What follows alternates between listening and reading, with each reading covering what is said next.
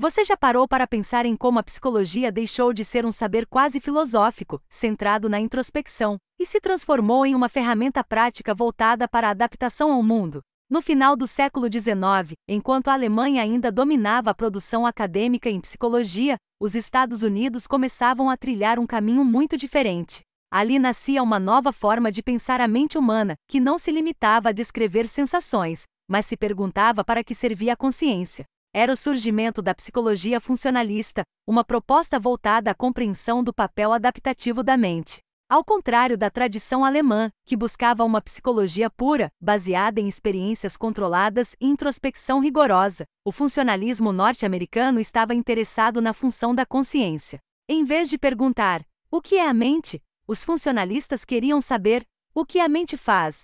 E como ela contribui para a sobrevivência e o ajustamento do indivíduo ao ambiente?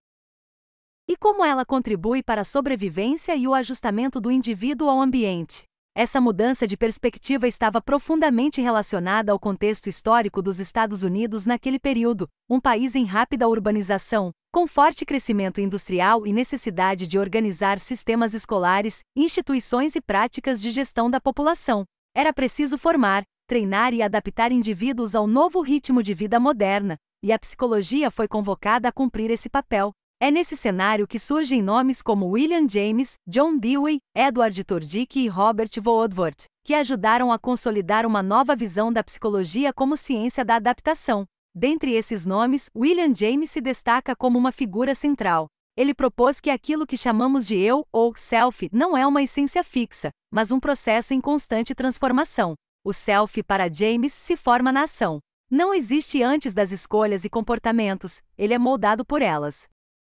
Em sua obra, Os Princípios de Psicologia, publicada em 1890, James apresenta a metáfora do fluxo de consciência. A mente não funciona como uma cadeia de eventos isolados, mas como um rio em movimento contínuo, dinâmico. Esse conceito rompe com a visão da mente como um repositório estático de ideias e representa uma guinada radical na forma de compreender a subjetividade. Além do self e do fluxo do pensamento, William James também dedicou grande atenção ao conceito de hábito. Para ele, o hábito é um mecanismo fundamental para a economia da vida mental. Quanto mais habituados estamos a realizar certas tarefas, menos energia precisamos empregar. Mas James vai além. Ele acredita que os hábitos podem ser modificados, adquiridos e até mesmo abandonados.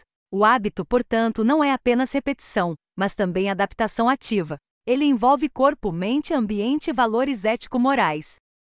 Essa visão amplia o conceito de hábito para além da fisiologia e insere nele uma dimensão prática, social e ética. A filosofia de James, especialmente em seu viés pragmatista, reforça essa orientação funcionalista. O pragmatismo, para ele, é uma forma de pensar que busca a utilidade concreta das ideias. Uma teoria vale não por sua capacidade de descrever o mundo em termos absolutos, mas pelo efeito que ela produz na experiência. A verdade, nesse sentido, não é algo dado de antemão, mas algo que se faz verdadeiro pela prática e pela adaptação ao ambiente. Essa maneira de pensar aproxima a psicologia funcional do pragmatismo filosófico, especialmente quando se entende que o valor de um conceito está naquilo que ele nos permite fazer e transformar. James não estava sozinho. Outros psicólogos norte-americanos, como Stanley Hall, Cattell, Baldwin e Tordick, contribuíram com diferentes abordagens, mas todos, de alguma forma, dialogavam com essa ideia de uma psicologia voltada à adaptação. Enquanto isso, centros universitários como Harvard, Columbia e a Universidade de Chicago se tornavam os berços da nova psicologia funcionalista. Diferente do modelo alemão, altamente técnico e introspectivo, o modelo americano favorecia a aplicação prática da psicologia em campos como educação, saúde mental, organização do trabalho e políticas públicas. Essa nova psicologia, agora moldada pelo evolucionismo darwinista, começa a olhar para o sujeito não mais como portador de uma mente pura e isolada, mas como um organismo em constante interação com seu ambiente. A consciência deixa de ser uma instância de verdade eterna, como postulava a tradição racionalista, e passa a ser compreendida como um processo biológico e adaptativo. Isso significa que a psicologia não deve mais buscar o conhecimento último, mas sim entender como os indivíduos percebem, decidem e agem a partir de suas experiências concretas, situadas no tempo e no espaço. É importante lembrar que essa transformação não foi apenas teórica. Ela teve consequências práticas profundas. novas metodologias de pesquisa, novas instituições de formação, novos critérios de avaliação e, principalmente, uma nova função social da psicologia.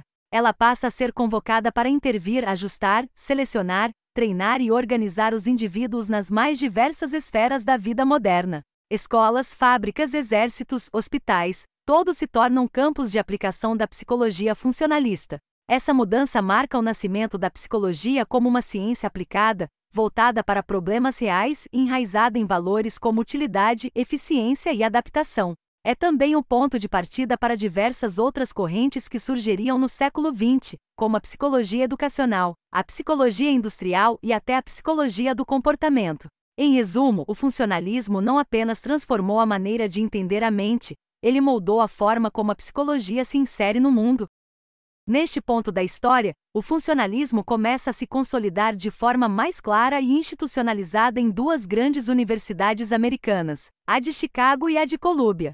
É nessas escolas que os princípios funcionais se organizam como um projeto coletivo de psicologia voltada à adaptação. A Escola de Chicago, liderada por nomes como Dewey, Angel e Carr, será o eixo formador, enquanto Columbia, com Tordick e Woodward, trará contribuições cruciais à psicologia experimental e educacional. O que caracterizava uma escola funcionalista nesse contexto não era uma doutrina rígida, mas uma orientação comum, investigar como a mente funciona a serviço da adaptação. O debate com Titchener e o estruturalismo marca esse momento. Titchener propunha uma psicologia voltada à decomposição dos elementos mentais, uma espécie de anatomia da mente. Já os funcionalistas argumentavam que o essencial não era saber o que compõe a consciência, mas o que ela faz, como ela opera e, sobretudo, como ela ajuda o organismo a se ajustar ao ambiente. Ao analisar as críticas à psicologia baseada em elementos mentais isolados, James, Dewey e Angel propuseram um olhar mais integrado. A consciência não seria uma soma de partes, mas um fluxo contínuo, orientado por finalidades. A teoria do arco reflexo, por exemplo, deixou de ser vista como um simples estímulo-resposta e passou a ser compreendida como um ciclo funcional, em que o estímulo já carrega em si a busca por um fim, não apenas uma reação, mas uma ação guiada por propósitos. Esse pensamento influenciou diretamente a noção de função como adaptação. A função mental passou a ser definida pela sua utilidade em situações de ajuste ao meio. A consciência, nesse sentido, era vista como uma ferramenta que se ativava diante de problemas. Quando os hábitos automáticos falhavam, a consciência entrava em cena para selecionar novas respostas. Se uma delas fosse eficaz, transformava-se em novo hábito.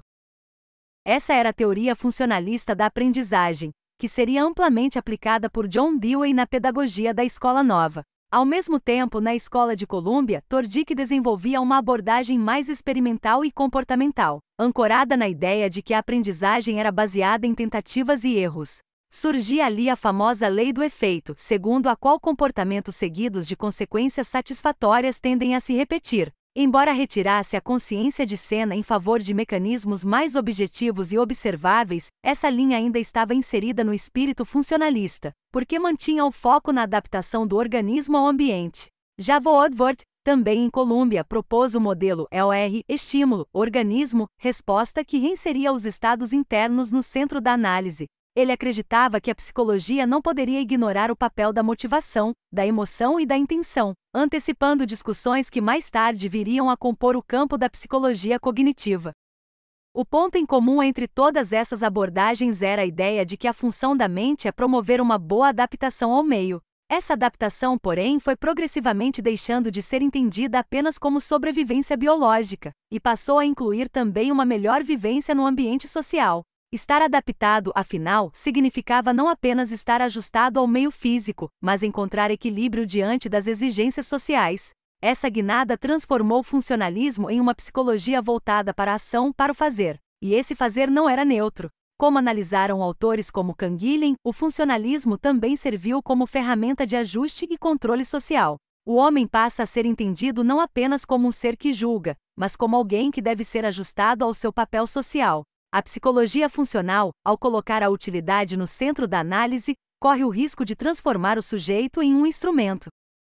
É nesse sentido que se pode falar numa psicologia funcional ao mesmo tempo crítica e ambivalente.